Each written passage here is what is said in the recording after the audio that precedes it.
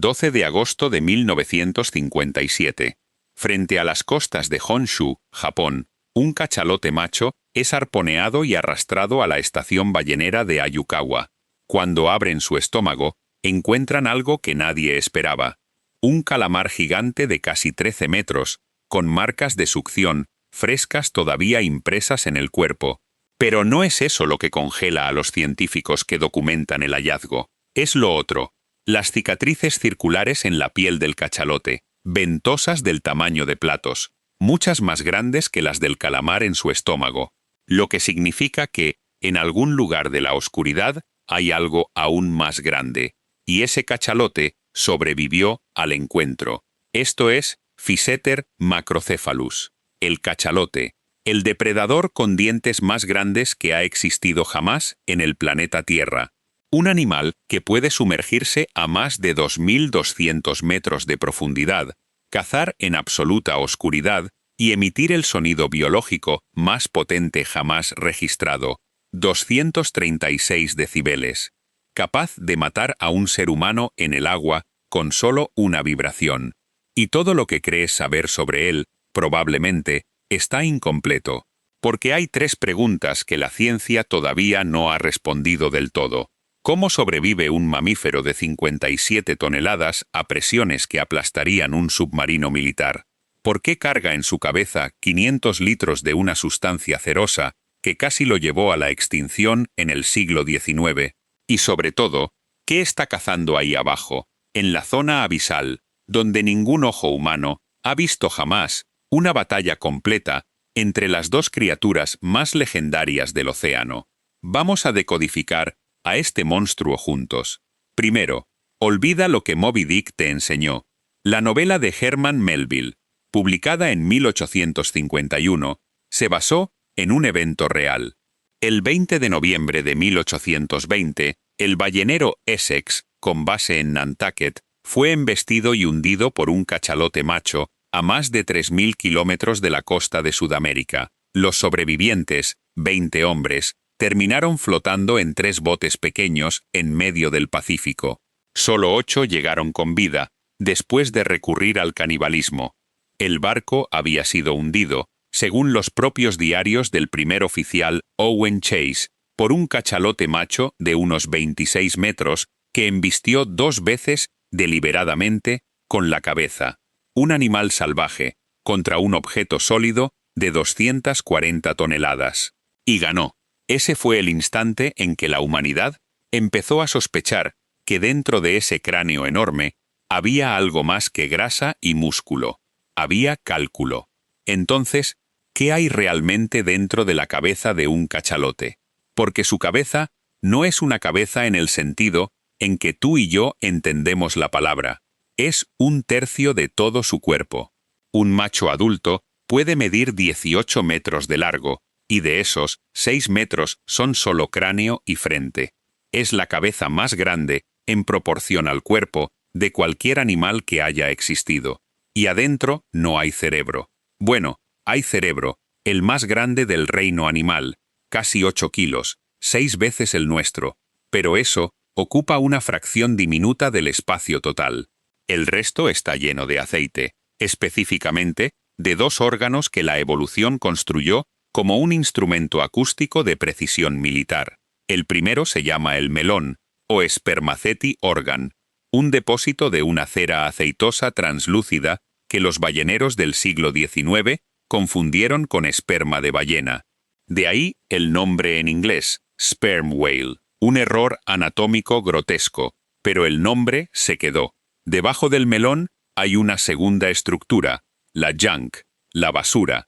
Así la llamaron los balleneros, porque producía aceite de menor calidad.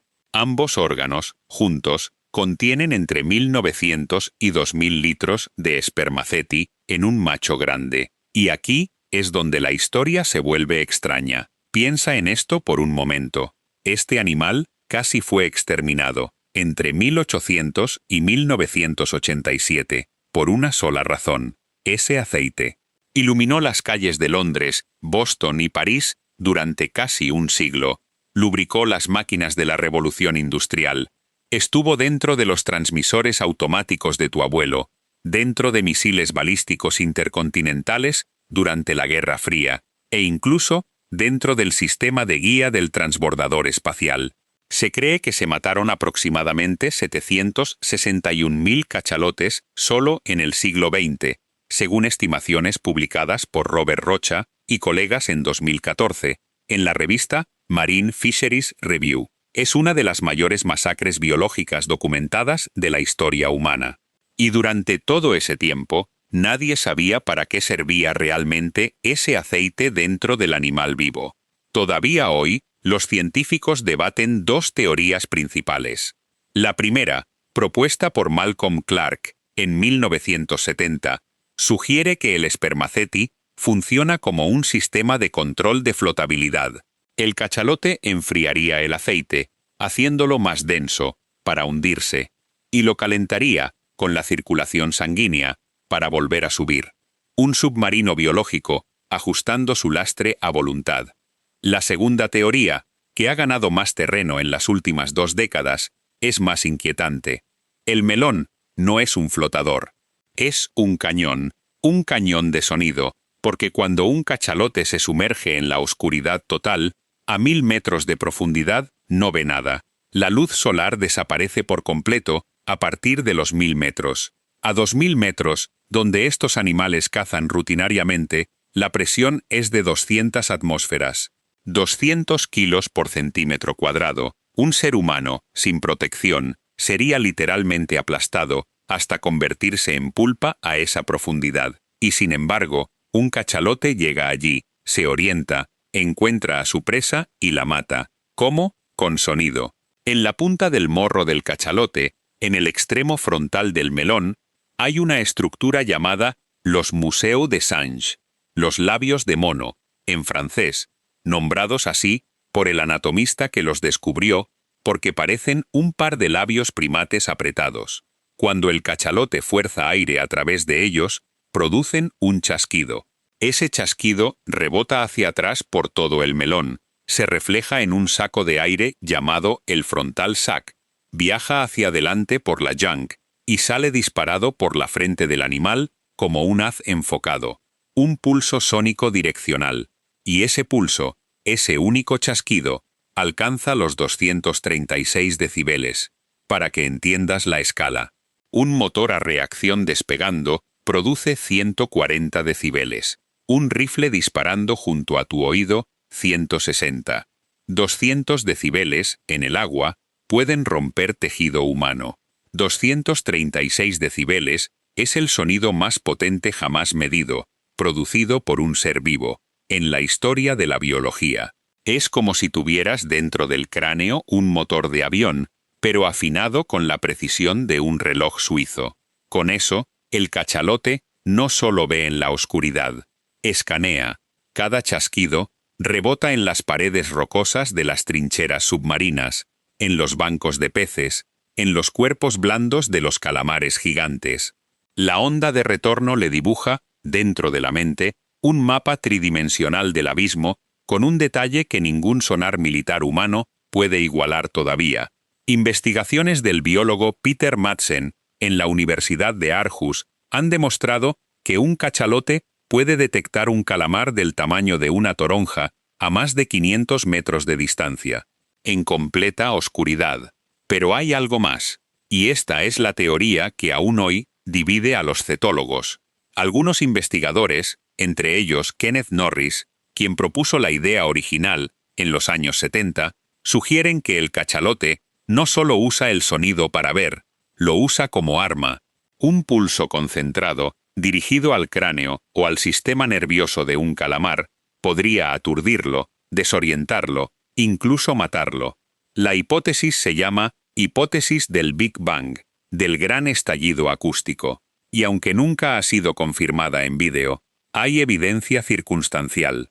Cachalotes muertos, con estómagos llenos de calamares intactos, sin marcas de dientes, sin señales de forcejeo, como si hubieran sido recogidos ya inconscientes del fondo marino. Imagina eso por un segundo. Un depredador que caza, no con las mandíbulas, sino con una detonación de sonido. Un torpedo biológico invisible, y ahora sube a la superficie con él. Porque para llegar hasta esa profundidad, y volver, el cachalote tuvo que resolver un problema fisiológico que la ingeniería humana todavía no puede replicar. La inmersión promedio de un cachalote dura entre 45 minutos y 1 hora. La más profunda registrada, medida por Bruce Mate en la Universidad Estatal de Oregón, usando telemetría satelital, alcanzó los 2.250 metros. A esa profundidad, si un submarino de guerra moderno se detiene 10 metros más abajo de su límite de diseño, el casco de acero se pliega como una lata de refresco. Implosión, segundos. El cachalote no tiene casco de acero. Tiene grasa, músculo, huesos huecos y pulmones. Y sin embargo, no implosiona. ¿Cómo? La respuesta es tan elegante que casi parece diseño intencional. Cuando el cachalote empieza a descender, sus pulmones colapsan a propósito. Se comprimen hasta ser casi nada.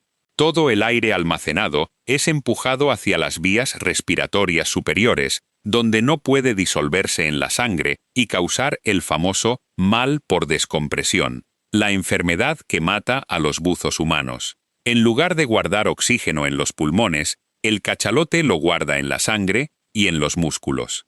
Su sangre tiene una concentración de hemoglobina hasta el doble de la nuestra. Sus músculos contienen mioglobina, la proteína hermana de la hemoglobina, en concentraciones tan altas que la carne del animal es casi negra. Prácticamente cada célula muscular es una diminuta batería de oxígeno recargada antes del descenso. Pero, ¿y el corazón? ¿Y el cerebro? Porque el cerebro humano muere sin oxígeno en 4 minutos. Un cachalote pasa 1 hora bajo el agua sin respirar y sigue calculando, cazando, tomando decisiones tácticas. La respuesta es un truco fisiológico llamado el reflejo de inmersión. Cuando el cachalote se sumerge, su ritmo cardíaco cae de forma dramática. De unos 10 latidos por minuto en la superficie, baja a 3 o 4. La sangre se redirige, se cierra el flujo hacia los órganos no esenciales, hacia la piel, hacia el sistema digestivo. Todo se concentra en 2 destinos, el cerebro y el corazón. El resto del cuerpo, literalmente, entra en pausa metabólica. Es como si un piloto de caza pudiera apagar los sistemas eléctricos de su avión, todos menos los del motor y la cabina, y planear en silencio total durante 1 hora. Y mientras planea, caza. Volvamos al calamar, porque esa historia empezada con las cicatrices en la piel del cachalote de 1957 todavía no está resuelta. Los cachalotes son los únicos depredadores conocidos que atacan de forma habitual a los 2 calamares más grandes del planeta. El calamar gigante, Architeutis dux, que puede alcanzar los 13 metros, y el aún más misterioso calamar colosal, Mesonichoteutis hamiltoni, encontrado principalmente en aguas antárticas, con brazos armados no solo de ventosas, sino de garfios giratorios de queratina afilados como cuchillas quirúrgicas. Un ejemplar completo, capturado en el mar de Ross en 2007, pesaba 495 kilos, y los científicos creen que hay individuos más grandes ahí abajo. Nunca, en toda la historia de la ciencia moderna, se ha filmado una batalla entre un cachalote y un calamar colosal.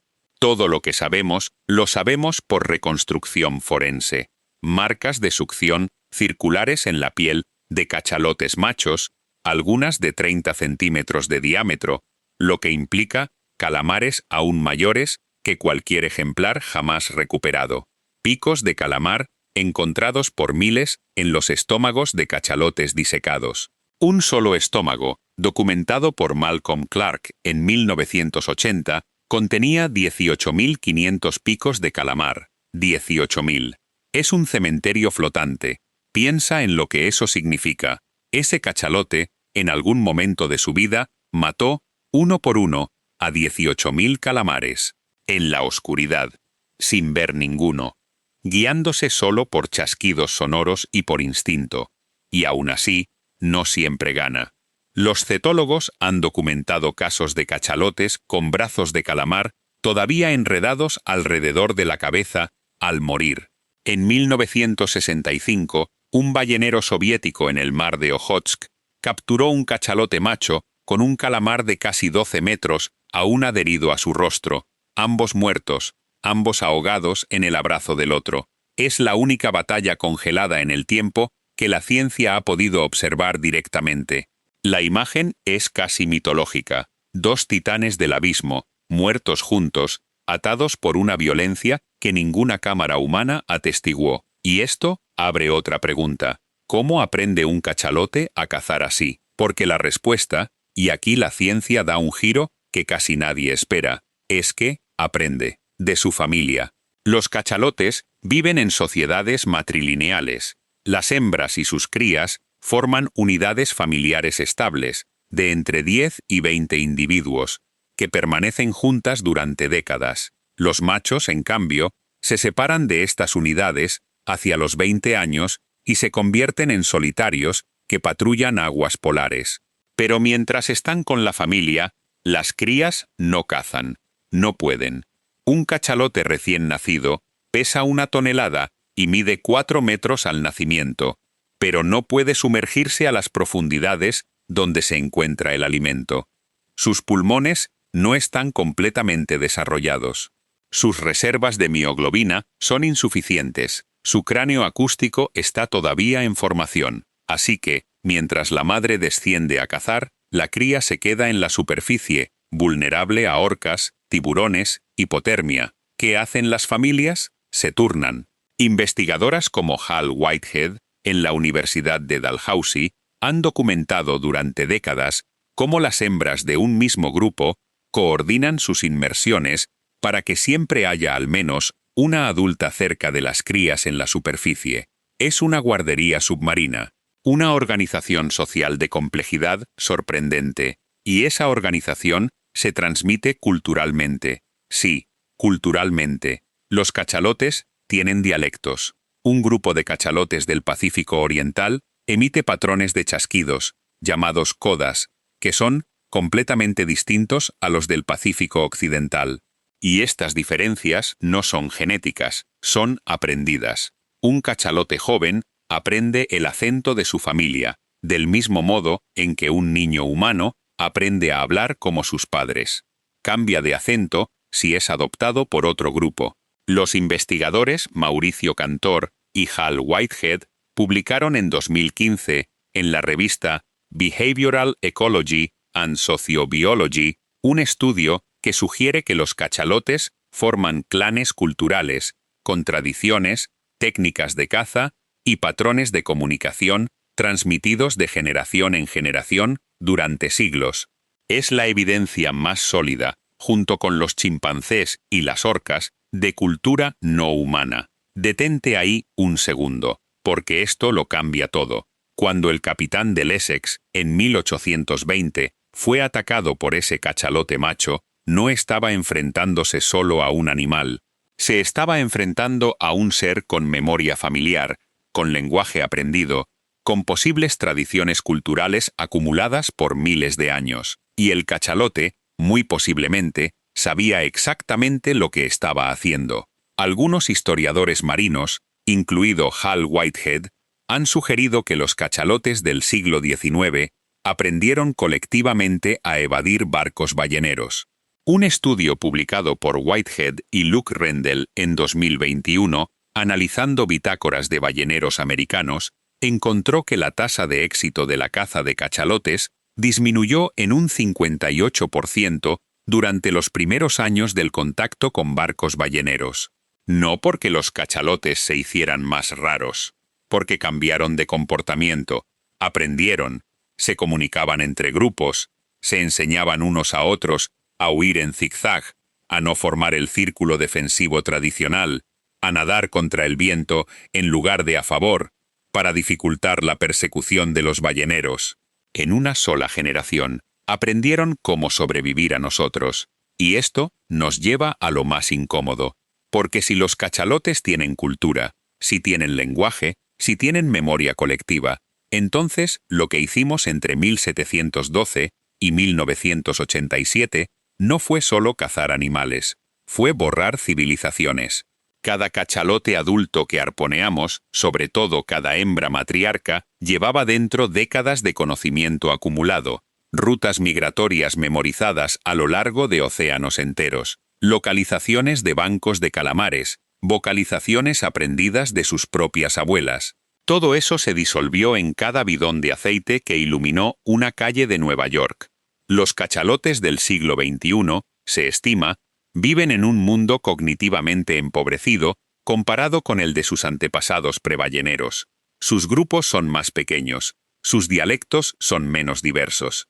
Su comportamiento social muestra signos de trauma cultural, según trabajos de Shane Gero, un investigador que lleva más de 15 años estudiando a los cachalotes del Caribe, y sin embargo siguen aquí, cazando, comunicándose, enseñando a sus crías el arte de bajar al abismo. Pero, ¿por qué es el cachalote el depredador más temido del océano? Porque en toda esta historia, en toda esta anatomía imposible, hemos dejado fuera algo. Los cachalotes no le temen a las orcas, no de forma individual, al menos. Una orca adulta pesa unas 5 toneladas. Un cachalote macho pesa 57 toneladas, 10 veces más. Sus dientes, hasta 20 centímetros de largo, solo están presentes en la mandíbula inferior. La superior es lisa, funcional únicamente para presionar. Y sin embargo, esas mandíbulas pueden triturar a un tiburón entero. Se han encontrado tiburones dormilones, Somniosus microcephalus, dentro de estómagos de cachalotes en el Ártico, tiburones de 4 y 5 metros, tragados enteros. En 1997, un equipo de biólogos frente a las Islas Farallón, en California, presenció algo que reescribió el manual, una manada de orcas cazando frente a la costa. Y de repente, apareció un cachalote solitario. Las orcas no atacaron, se dispersaron. Los cachalotes machos, aunque prefieren evitar el conflicto, cuando se los provoca, se convierten en algo distinto. En 2016, cerca de las islas Kaikoura, en Nueva Zelanda, se documentó un cachalote macho embistiendo a un gran tiburón blanco con la cabeza, no por defensa, sino aparentemente por territorio.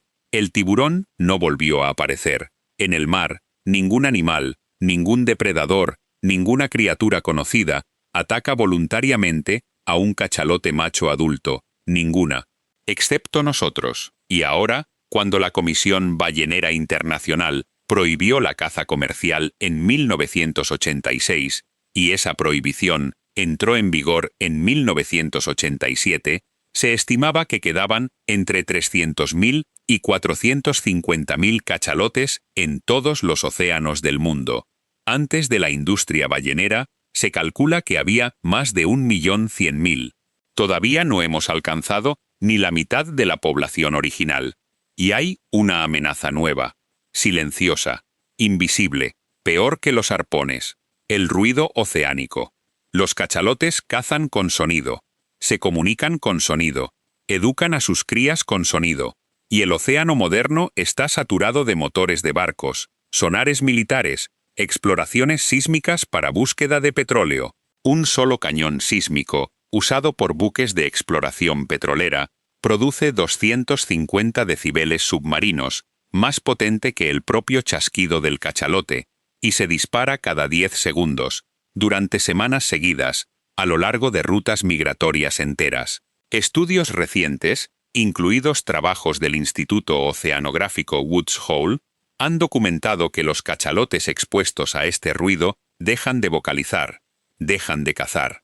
Sus crías se desorientan, las madres pierden contacto acústico con ellas. Estamos, sin arponearlos ahora, borrando su mundo desde dentro. Piénsalo así. Durante 55 millones de años, desde que sus antepasados terrestres, criaturas parecidas a lobos con pezuñas llamadas Pachycetus, entraron por primera vez al agua y comenzaron el viaje evolutivo más improbable de la historia natural, los cachalotes construyeron un lenguaje, construyeron una cultura. Aprendieron a bajar al lugar más oscuro y hostil del planeta, y regresaron con historias que se contaron unos a otros durante generaciones enteras. Historias en chasquidos, en códigos, en pulsos sonoros que viajaron miles de kilómetros a través del agua, uniendo familias separadas por océanos enteros. Y llegamos nosotros, y en 2 siglos casi los borramos por completo. Ahora, quizás, los estamos borrando por segunda vez, sin siquiera tocarlos. Cuando miras a un cachalote emerger a la superficie, respirar con ese soplo inclinado hacia adelante y a la izquierda, característico solo de esta especie, y volver a sumergirse, estás viendo el resultado de 55 millones de años de perfeccionamiento evolutivo. Estás viendo un cerebro 6 veces mayor que el tuyo hundirse en una oscuridad que ninguna cámara humana ha filmado por completo. Estás viendo, quizás, a un ser que ha vivido 70 años, que recuerda el sonido de las canciones familiares de su madre, que sabe la localización de trincheras submarinas que ningún mapa humano ha registrado. Y ese ser desciende, solo, en silencio, a cazar en un mundo que ni el más audaz explorador humano podrá jamás visitar con los propios ojos. La próxima vez que escuches la palabra monstruo marino, recuerda esto: el verdadero monstruo del abismo no es una leyenda, es real. Y probablemente, en este mismo instante, hay uno bajando a los 2000 metros de profundidad, con un cerebro que piensa, una familia que lo espera, y una historia que nunca vamos a poder escuchar del todo, porque el océano es su mundo. Nosotros, apenas, somos huéspedes que hicieron demasiado ruido, y el cachalote, silencioso, ancestral, todavía indescifrable, sigue ahí abajo, escuchándonos.